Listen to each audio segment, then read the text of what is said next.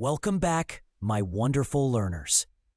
She was born into privilege, raised in a world of aristocrats, grand estates, and old British traditions. Yet the woman the world came to know was not defined by wealth or title. She was defined by warmth, compassion, humanity, and above all, the courage to love in a world that rarely loved her back. This is the story of Princess Diana, Diana Frances Spencer, known to millions as the People's Princess, the woman who transformed the British monarchy, redefined public compassion, and left behind a legacy so powerful that decades after her death, she remains a beacon of kindness and grace. Viscount Althorp and Frances Shan Kidd. The Spencers were one of Britain's oldest noble families, closely connected to the royal family for generations. In many ways, Diana was born into the world that would one day shape her destiny. But beneath the grandeur, her childhood was far from perfect. Life at Park House was beautiful from the outside. Inside, it was marked by turmoil. Her parents' marriage was collapsing. Arguments filled the halls that once held laughter. Her mother eventually left when Diana was just 6 years old, a moment that left a deep emotional imprint. Diana often said that the pain of her parents' separation taught her the importance of empathy, of understanding broken hearts, of being gentle with those who suffer quietly. During her early years, Diana attended local schools and later went to boarding school at West Heath. She was shy, soft-spoken, and academically average, but she excelled in ballet, swimming, and caring for others. Teachers described her as a girl with a warm heart and a natural instinct for kindness. She dreamed of becoming a ballerina, but her height, 5'10", made the dream impossible. Still, the grace of ballet remained with her for life. At 16, Diana left formal schooling and began a series of small jobs: a dance instructor for children, a nanny, a cleaner for her sister's apartment. Far from the glamorous image the world would later see, Diana lived a modest life in London with friends, cooking meals, riding buses, and dreaming of something meaningful. By chance or fate, her path crossed with the man who would change her life forever: Prince Charles, the heir to the British throne. At the time, Charles was in his early 30s, and the world was pressuring him to marry.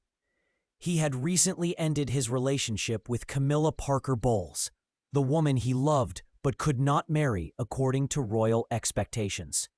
When he met Diana at a family gathering, she was only 16, a cheerful, innocent girl who captured his attention with her warmth and shy charm. Their paths crossed again years later, and soon the royal family saw Diana as a suitable bride. Aristocratic, young, polite, and seemingly perfect for the role of Princess of Wales. Public interest exploded. The press followed Diana relentlessly, portraying her as a fairy tale princess in the making. Yet behind the fantasy, Diana was overwhelmed, terrified, and unprepared for life in the spotlight. When Charles proposed to her in 1981, Diana accepted. She was 19. He was 32. Their engagement instantly became global news. Cameras followed her every step. Headlines adored her. The public fell in love with the sweet, shy nursery school assistant who had captured the future king's heart. She wore sapphire blue in her first interview, matching the blue engagement ring that would later belong to Kate Middleton. But beneath her smile, doubts lingered. Charles famously responded to a question: "Are you in love?" with the words, "Whatever in love means." Those 4 words foreshadowed a marriage that would become one of the most painful public tragedies of the modern era. On July 29, 1981, an estimated 750 million people around the world watched Diana walk down the aisle of St. Paul's Cathedral in a gown of ivory silk with a 25-foot-long train. It was hailed as the wedding of the century, a moment dripping with dreams and dazzling expectation. The world saw a real princess. Diana felt like a lonely girl, walking into a world she didn't understand. Almost immediately, the reality of royal life hit her. The pressures were overwhelming. Paparazzi surrounded her 24/7, sometimes over 200 photographers at once. Every smile, every outfit, every gesture was scrutinized. The palace expected her to follow decades-old traditions, obey rigid protocols, and suppress every emotion. But Diana was not built for silence. She suffered from bulimia, a secret she kept for years, rooted in emotional stress and feelings of inadequacy. She felt ignored, unsupported, and increasingly isolated. And as she later revealed in interviews, Charles's relationship with Camilla continued, casting a dark shadow over her marriage. Yet, despite her personal struggles, Diana blossomed into a global icon. She found her strength in the people. Her warmth, her touch, her genuine love for others made her unlike any royal figure before her. She visited hospitals and hugged patients. She knelt beside children. She comforted AIDS patients at a time when society feared them. She held hands with people who were suffering when no one else dared to. These small gestures shook the world. Diana's authenticity broke barriers that centuries of royal formality had created. She wasn't performing. She wasn't acting. She was simply being herself. And the world saw that. Her impact grew when she became a mother. Princes William and Harry were the center of her world. Diana insisted on raising them with love, warmth, and normal childhood experiences, taking them to amusement parks, fast food restaurants, and charity events. She believed the boys should understand real life, real people, real emotions. But as she flourished as a mother, her marriage fell apart. The pressure became unbearable. Affairs, both hers and Charles's, fueled media frenzy. Every argument leaked to the tabloids. Every crack in the royal image became global news. Diana tried desperately to save her marriage, but the wounds ran too deep. By 1992, the separation was announced. In 1996, their divorce became official. With the title Her Royal Highness removed, Diana lost much of her official royal role, but gained something far greater: freedom. She reinvented herself as a global humanitarian, becoming one of the most influential public figures of the 20th century. Her work expanded across continents, from hospitals to war zones, from orphanages to landmine fields. She became an advocate for AIDS patients, challenging stigma by touching, hugging, and publicly embracing them. At a time when misinformation was rampant, her compassion educated millions.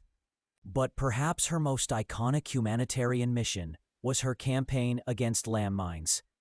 In 1997, Diana walked across active minefields in Angola, wearing protective gear and standing side by side with victims, many of them children, who had lost limbs.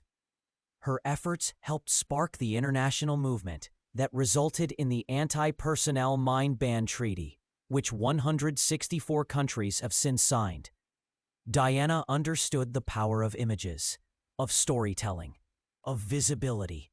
She used the spotlight not for herself, but for causes the world had ignored. But even in her new life, the paparazzi remained relentless. They followed her across oceans, tracked her every move, and invaded her privacy in ways no human being should endure. In the summer of 1997, Diana began seeing Dodi Al-Fayed, the son of billionaire Mohammed Al-Fayed. Their relationship triggered even more tabloid hysteria. And then came the night that changed the world. August 31st, 1997, Paris. Diana and Dodi left the Ritz Hotel shortly after midnight, followed by paparazzi on motorcycles. Their driver, Henri Paul, sped through the Pont de l'Alma tunnel in an attempt to escape. At 12:23 a.m., the car crashed. The impact was devastating. Dodi and Henry Paul were killed instantly. Diana was critically injured. Despite the efforts of emergency workers, she passed away at 4 a.m. at the Pichy-Salpêtrière Hospital. She was 36 years old. The world stopped. News channels broke into regular programming. Millions cried openly, something rarely seen on such a global scale. Flowers filled the gates of Kensington Palace and Buckingham Palace, stretching for miles. Candles burned endlessly. Her funeral was watched by an estimated 2.5 billion people, the largest televised event in history up to that time. Elton John performed a rewritten version of Candle in the Wind, honoring the woman whose light had touched every corner of the world. But Diana's legacy did not die with her. Indeed, in many ways, it grew even stronger. Her influence reshaped the British monarchy, compelling it to modernize, to connect with the public, to show emotion. Her sons, William and Harry, inherited her compassion, her drive for charity, her desire to break barriers. Her humanitarian work continues through foundations, museums, and global initiatives. Her style, grace, and voice remain cultural icons. More importantly, Diana changed how society views mental health, vulnerability, illness, and humanity. She taught the world that strength can come from empathy, that touching a suffering person is not a weakness, but a profound act of courage. She inspired celebrities, world leaders, activists, and ordinary people to live with more kindness. Her life became a symbol of resilience, compassion, and transformation, and her tragic death became a reminder of the dangers of invasive media culture. Princess Diana was more than a royal figure. She was more than a style icon, more than a humanitarian. She was a woman who believed in love, truth, and human connection, often at great personal cost. She once said, "I don't go by the rule book. I lead from the heart." And she did. She led with authenticity in a world obsessed with perfection. She led with courage in a world full of fear. She led with love in a world that often forgets it. Her legacy remains alive every time compassion wins over cruelty. Every time empathy replaces indifference. Every time someone chooses to embrace the marginalized and forgotten. Princess Diana reshaped the world not through power, but through sincerity. She changed history, not through authority, but through love. And that is why, decades later, she remains a global symbol of grace, courage, and hope. She was the princess who walked through minefields, the princess who touched the untouchable, the princess who challenged the system, the princess who loved fiercely, the princess who suffered deeply, the princess who gave everything she had. She was and forever will be the people's princess.